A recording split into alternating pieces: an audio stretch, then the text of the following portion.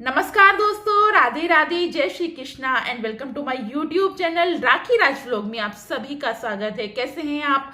I hope आप सभी बहुत ही अच्छे होंगे, स्वस्थ होंगे, खुश होंगे, मजे में होंगे और आप सबकी दुआओं से मैं भी बहुत बढ़िया हूँ। फ्रेंड्स, द रोड ओनर्स भी जानते हैं सूरज चौधरी हैं और सूरज चौधरी का कल था बर्थडे। उनकी बहन बिंग अंशु नाम से चैनल है जिनका, उन्होंने कल शॉट डाला था अपने भैया के साथ। अपने भैया को मिस कर रही थी और बर्थडे विश किया और शायद उसकी वाइफ ने भी डाला था। इंस्टाग्राम पर एक स्टोरी डाली थी। जो भी किया उन्होंने, यूट्यूब पे तो कुछ नहीं डाला, कुछ नहीं किया।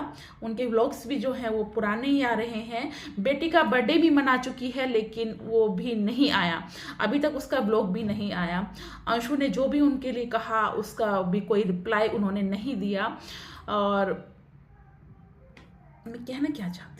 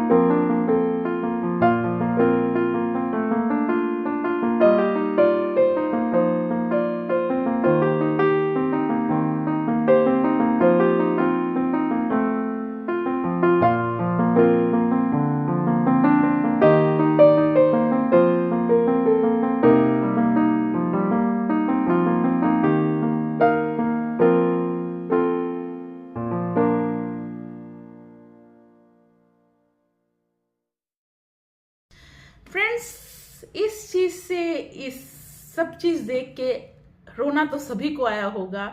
जो लोग वॉच करते हैं द रोड चैनल को, स्टार्टिंग से ही इस फैमिली से जुड़े हुए हैं, उनकी आंखों में आंसू तो जरूर आए होंगे ये सारा सीन देखकर। और इस चीज से साबित हो जाता है कि माँ बाप के लिए बेटा चाहे अच्छा हो और चाहे नालायक हो, लंगड़ा हो, लूला हो, चाहे कैसा भी हो, उसका बच्चा माँ बाप के लिए बच्चा ही रहता है।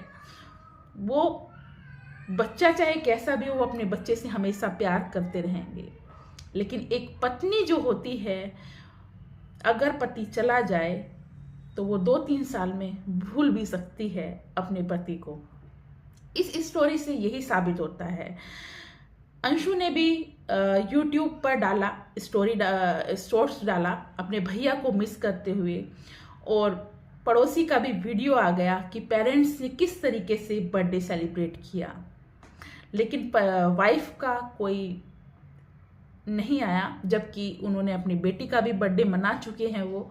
लेकिन उनकी वाइफ ने कोई भी व्लॉग या कोई भी थॉट सोशल मीडिया पर नहीं रखी, यूट्यूब पर नहीं रखी। तो इससे साबित हो जाता है कि पेरेंट्स के लिए बेटा सर्वोपरि है। वाइफ के भी पति गए हैं, लेकिन पेरेंट्स जो माँ बाप हैं उनकी जगह कोई नहीं ले सकता। और इस उम्र में जवान बेटे जिसने खोए हैं, उनके दर्द को कोई ना तो पहचान सकता है और ना ही उसके बारे में सोच सकता है। कितना बड़ा दर्द है ये हम एक्सप्लेन नहीं कर सकते। और इसी बीच कुछ चीजें और हुई हैं। मैडम ने, हमारी जो ये स्नैपी गर्ल हैं, इन्होंने घर ले लिया है। घर लेने के बाद इन्होंने एक वीडियो डाली है, और वीडियो में इन्होंने सबको कि मैं घर दिखाऊंगी और घर का अनाउंसमेंट किया है कि मैंने घर ले लिया है। उसकी शुरुआत भी इन्होंने ससुराल वालों की बुराई से की है कि सब कुछ मैंने दे दिया, मेरे को कुछ नहीं चाहिए, सब कुछ मैंने दे दिया। आप ये वीडियो में बोलती हैं, यूट्यूब पर बोलती हैं, क्या आपने लीगली कोई नोटिस दे दिया कि मैंने सब कुछ छोड़ दिया है? ऐसा तो नहीं किया ना। तो बार बार जब आप खुशी की चीजों को सुना रही हैं तो दुख का रोना क्यों रो रही हैं कि मैंने छोड़ दिया? कोई लीगल नोटिस तो है नहीं आपका, कोई स्टैम्प पेपर पे तो आपने लिख नहीं दिया कि सब कुछ छोड़ दिया है। और कुछ जब इन्होंने घर छोड़ा था, ग्वालियर ही रहने आई थी, उस टाइम ये बोलती थी कि मेरे पास वॉशिंग मशीन के लिए पैसे नहीं हैं, काम वाली इनके घर पे झाड़ू पोछे के लिए नहीं लगी हुई थी, क्योंकि बजट को देखकर सारा काम करना पड़ता था। जनता के सामने इस तरह की चीजें थी। और उससे मतलब ये मानो 1-1.5 महीने बाद ही इन्होंने एक गाड़ी खरीद ली, स्कॉर्पियो, और अब 15-20 दिन बाद इन्होंने घर खरीद लिया। तो जनता को बेवकूफ मत बनाओ। घर कोई ऐसे ही नहीं खरीद लेता, बहुत सारी प्रोसेस होते हैं, बहुत सारी चीजें होती हैं।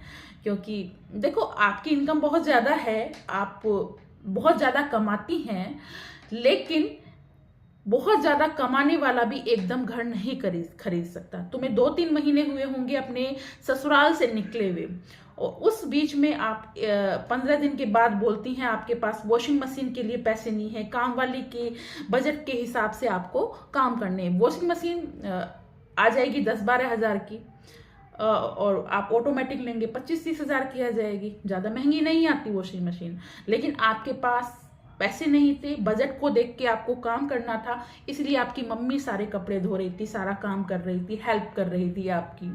और आप 15-20 दिन बाद या 1 महीने बाद स्कॉर्पियो खरीद लेती हैं और फिर मकान खरीद लेती हैं। तो सब लोग समझदार हैं, सब समझते हैं, जनता को बेवकूफ मत बनाओ। अब आ जाते हैं, इन्होंने बेटी का बर्थडे मना लिया, कोई भी वीडियो, कोई भी ब्लॉग नहीं आया, जबकि अंकल आंटी ने अपने बेटे का बर्थडे मनाया, केक कटिंग की वीडियो आ चुका है और हम सब लोगों ने देख लिया है।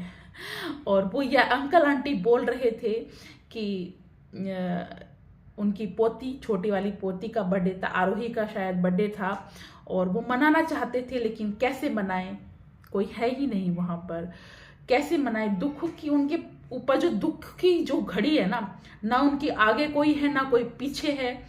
रो रहे हैं तो आंसू पूछने वाला कोई नहीं है, बीमार हो गए तो भूखे रह जाएंगे, खाना बनाने वाला कोई नहीं है।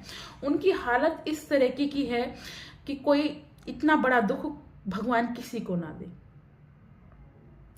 और मैं तो भगवान से कामना करती हूँ ईश्वर उनको हमेशा स्वस्थ रखे, जब तक वो जिए तब तक स्वस्थ रहें। जब भगवान ने उनके सामने इतना बड़ा संकट दिया है तो उस संकट को दूर भी ईश्वर ही करेंगे और ये होगा। तो मैं तो कहना चाहूँगी उस जनता से जो अंधभक्त है कि आँख खोलिए और देखिए कौन सही है कौन गलत है। पेरेंट्स अपने बेटे का बर्थडे मना रहे हैं, बहन भी विश कर रही है और आरोही का बर्थडे चला गया, सब कुछ चला गया। अभी तक उधर से कोई व्लॉग नहीं आया, कोई विश नहीं आई, कुछ भी, मतलब घर दिखा रही हैं, सब कुछ कर रही हैं, लेकिन कुछ भी नहीं आया। आप आंख खोल कर देखिए, पुराने पुराने ब्लॉग्स आ रहे हैं और नया कुछ भी नहीं आ रहा है। और खुशी की बात भी गम के रूप में सुनाई जा रही है कि पहले ससुराल वालों को डायरेक्ट नहीं तो इनडायरेक्ट तरीके से दबोच लो, बाद में अपनी कहानियों को सुनाओ कि हमने घर लिया है, जो हमने पहले घर लिया था उसमें सब कुछ अपनी इनकम लगा दी और अब जो लिया है वो मैंने बजट को देख के छोटा सा लिया है। तो सारी चीजें लोगों के सामने हैं, दुनिया को आप बेवकूफ नहीं बना सकती। अब मैं आ जाती हूँ इनकी जो शुभचिंतक हैं, इनकी जेठानी जी के ऊपर।